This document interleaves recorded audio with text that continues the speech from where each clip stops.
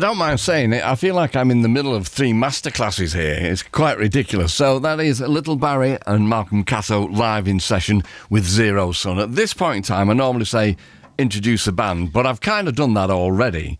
And, of course, I go back a long way with you, Barrie, and indeed you, Lewis. Probably, I think we're looking at maybe 19 years or something ridiculous like that. Right. It's got to be about that now. Right? It has, hasn't it? Yeah. So tell me, how did you meet Malcolm then, Barrie? Well, we first met, like, years ago, like, around 2000, 2001, because our very first singles were on the same label. Like, there was a label called Jazzman Records that were reissuing soul and funk and jazz records. Malcolm was working at the label. The early Little Barrie singles came out on their sort of sister imprint called Start Reality, which was putting out original records, and our first 3 singles were on that, and Malcolm was in had a band called the Soul Destroyers at the time. So we were label mates, so we met then, and we saw Mal playing drums then with the Soul Destroyers, and we were massive fans instantly, and then sort of lost touch for years, didn't we, Mal? For a good while there, B, yeah. And then I bumped into AD from Heliocentrics. He said, "Oh, you should check out Malcolm's studio," and then it sort of started from there, and then in the aftermath, you know, what happened with losing Virgin, we weren't sure what to do, and I talked with Mal about maybe trying to do a side thing one day, and me and Lewis thought, well, maybe we'll try and record something with Mal and just see how it goes and see what we get out of it. And we thought maybe we'd get a couple of tracks, but we ended up with that first album, Quatermass 7 out of it. Yeah. I mean, it's an open invitation to a thief, innit? So you've got Malcolm enters the frame and he's got a recording studio. What do you think's going to happen next then?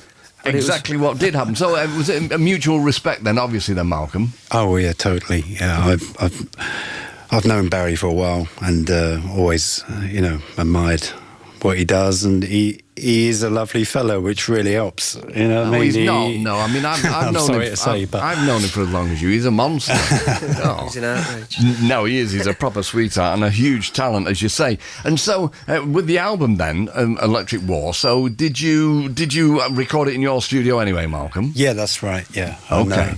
So did you need anybody else's help? Did you enlist a producer? Because I imagine you guys know exactly what you're doing. Well, props to Malcolm. Malcolm's produced and mixed this record. Right, okay. Because we really like what Mal had done with the Heliocentrics and the Soul Destroyers, and we loved his drumming and stuff. So, Mal's one of the few kind of people we trust. Right. And especially because we had so much fun making the first album, we were really happy that he wanted to do another. And, Mal's brought a lot of stuff out of, I'd say, definitely out of me. I don't know what you think. Yeah, definitely. But stuff that we wouldn't have come up with without working together. And he's pushed us in a good way, really.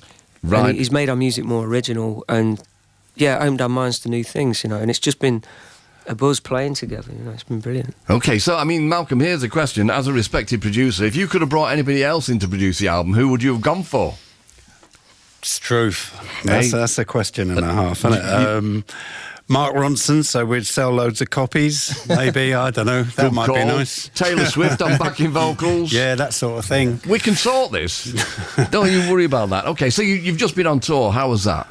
It was great, wasn't it? Yeah, it was good. The reception was pretty amazing. Like, people seemed to really, sort of not quite blow people's minds, but, the closest I've ever done to that. We've been getting a lot of feedback, haven't we? Like, people saying, like, they really felt, I know it might sound a bit cliche, people saying they really felt like they were on a journey when they were listening to us playing and stuff. And I think that's the thing, when we've done the first album, we took it out on the road and we thought, is this going to work? It's a bit loose, and some of it, some of the songs we're playing every night, we don't know how they're going to go.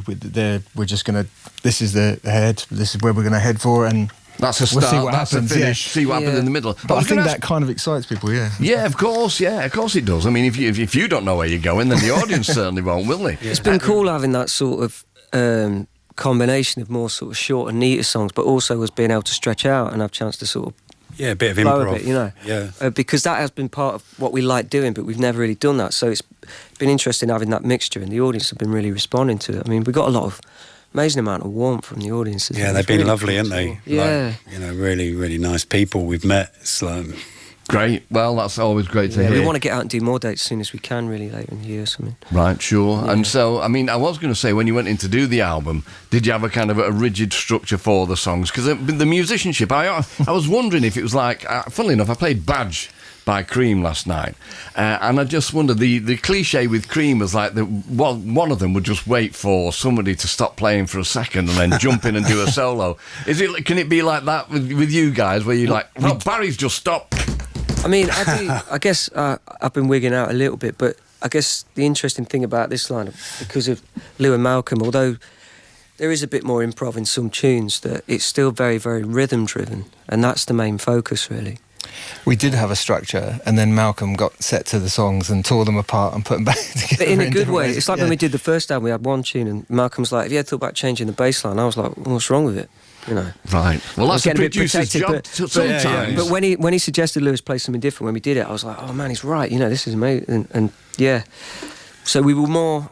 I was less precious going into the second record. I was quite happy for us to pull things to bits and see what we could get out of them, because it just made for better music. And you've got to do what's best for music. Well, you know, I mean, Steve Albini famously would not be called a producer, would he? He just said he recorded things. But there are producers who do just go in and try and recreate what the band want to be on record, and there are others like Bob Ezrin who go in and just say, right to Alice Cooper, you're having a brass section on this, and you can shut up, I've made me mind, you know. So it is a different kind of beast, really. There's two different ways you can go with it, obviously. Well, it's great to have you in. Really, really brilliant. Barry, you're coming back in a couple of months with The. I am, yeah.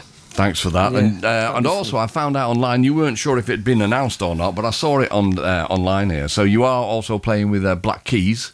I will be. I'll be playing with them as a guest on their US tour in August, yeah. Right, okay. Well, busy as always, but yeah, a joy. It's a joy to be in here. It's one of those nights where you just think, I just sit back and think, this is my job, you know, and I get paid for this. So, Little Barrie, Malcolm Catto and Lewis Wharton, what are you going to do for us? You've got 2 tunes to do. If I'm right in thinking, it will be Old Roll and then My Now. Yeah, that's right. Brilliant. Okay, get to it. Thank you.